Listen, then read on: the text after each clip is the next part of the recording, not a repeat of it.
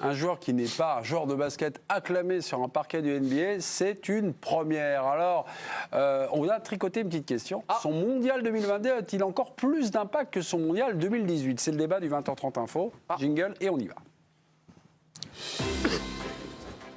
Et figurez-vous que deux chroniqueurs ne sont pas d'accord. C'est la première fois qu'ils se font face. D'habitude, ils travaillent, ils œuvrent pour le même journal. C'est Degord face à Penaud.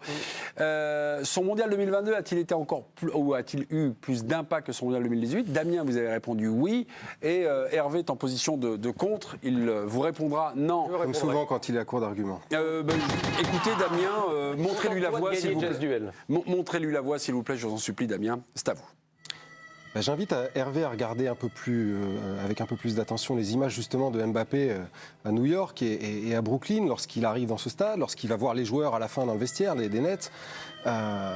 4 ans plus tôt, déjà, il n'aurait pas forcément été invité de cette manière-là. Donc, c'est dire un peu le retentissement qu'a eu sa Coupe du Monde.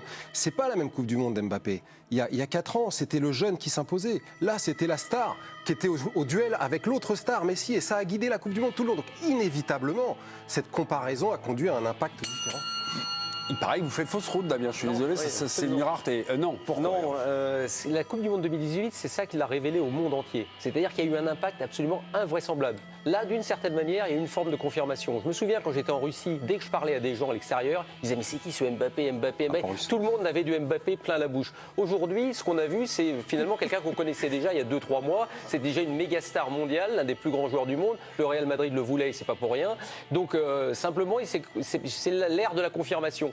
Mais tu parles des États-Unis, il était parti voir les basketteurs américains déjà, ça avait déjà été une star. Pas comme ça. Juste pardonnez-moi, juste un dernier argument sur une précision d'Hervé Penaud, fait référence dans sa Coupe du Monde en Russie. Est-ce que Hervé il a déjà menti, il parle pas russe. Ah d'accord. Donc j'aimerais bien savoir à qui il a parlé. Même les Japonais, mais je parlais japonais.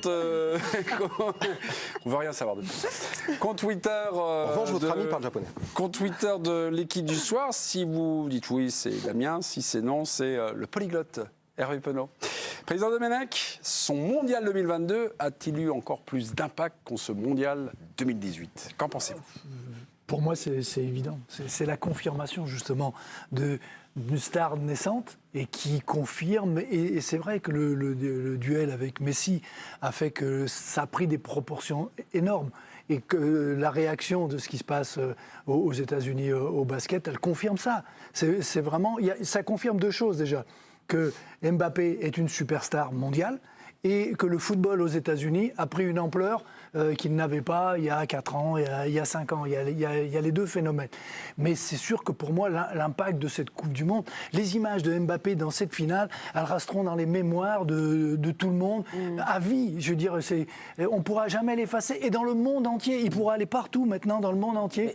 Ils ne se souviendront pas de 2018, ils se souviendront du Qatar et de la finale. Ils se souviendront de 2018 parce qu'il l'a gagné, mais je pense qu'il a sa performance en finale. En fait, je pense que c'est ce qui a fait aussi qu'il a basculé dans une autre dimension. Il a marqué un triplé en finale de Coupe du Monde. Il a transformé son penalty, son tir au but face à Martinez. Et je pense que c'est cette performance-là a marqué les esprits plus que toute sa Coupe du Monde 2018, même plus que son match contre l'Argentine où il avait déjà été phénoménal. Il l'a fait entrer dans la légende, ça reste quand même le match contre l'Argentine. D'un seul coup, il est devenu Mbappé aux yeux du monde. Là, c'est un plus, évidemment, qu'on personne n'oubliera. Je suis pas en train de dire, ce qui s'est passé en finale, il n'a rien fait. Ce qu'il fait rentrer dans la légende, dans le monde entier, qui découvre Mbappé, c'est à ce moment-là. Et je peux vous dire que visiblement, vous avez peu de culture de basket, parce que même en basket, il y a plein de joueurs de basket qui sont devenus des stars d'Mbappé. Et Mbappé est devenu une idole absolue à partir de 2018.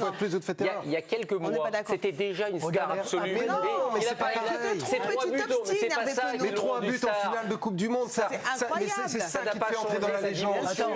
C'est ça. Pelé l'a dit, c'est pas 3, c'est 4. Pardon. Oui, il y a le penalty après. Il y a le tir au but aussi. Pelé, il avait adoubé déjà en 2018. C'est qui Mbappé? Mbappé, c'est le mec que Martinez brandit, dont Martinez brandit l'effigie. C'est l'ennemi numéro 1 pour les Argentins. C'était pas le cas en 2018. Mais c'est pour ça que c'est bien sûr que c'est plus important, l'impact a été encore plus énorme en 2018. En 2022, ça va être extraordinaire. le record, là, 95-5. Ah mais ça je sais, alors là, mais c'est perdu d'avance. Mais parce que t'as pas d'argument, c'était pour moi. On verra. On n'a pas fini parce que France a un complément d'information. France a l'équipe caméras partout et vous avez suivi Mbappé après. Damien, il en a parlé. Il y a une petite vidéo qui a fuité dans les vestiaires en après-match. Il est chez lui à Brooklyn, Kylian l'Américain, très à l'aise. Regardez. Super match les gars, félicitations, c'était vraiment fun à regarder. Bonne chance pour la suite de la saison.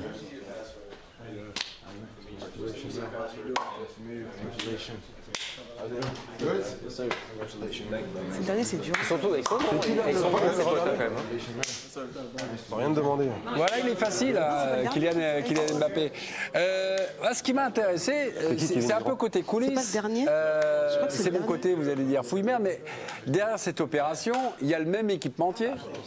Et l'équipementier pareil, et l'équipementier des Brooklyn Nets. Non mais ce qui est drôle pour les affaires comme ça, de propagande, de mesurer un statut, une popularité, il y a toujours derrière, enfin il y a un vrai métier quoi. Un vrai métier pour fabriquer des images, pour fabriquer des gens, pour fabriquer... Ce côté star à l'américaine de Kylian Mbappé, il l'a aussi fabriqué lui-même. Il est allé aux États-Unis en 2019, il est retourné il y a quelques mois. On sait qu'il cultive cette image-là. Non mais là il se pointe, il y a quand même des images qui sont programmées dans le mur, vous voyez. Bien sûr, mais ça c'est travaillé, ça fait des mois qu'il travaille ça, des années même. Mais pour autant, ça ne veut pas pour autant changer grand-chose à l'image qui renvoie à l'international. Je trouve qu'il y a quand même 19% des gens qui ont été brillants, qui ont compris mon raisonnement. Bravo. Ça a été très mauvais. Hervé, là c'est le moment de... Voilà. Est-ce qu'on peut faire un plan sur Hervé Penaud là c'est l'imitation de Giscard d'Estaing quand il a perdu les élections.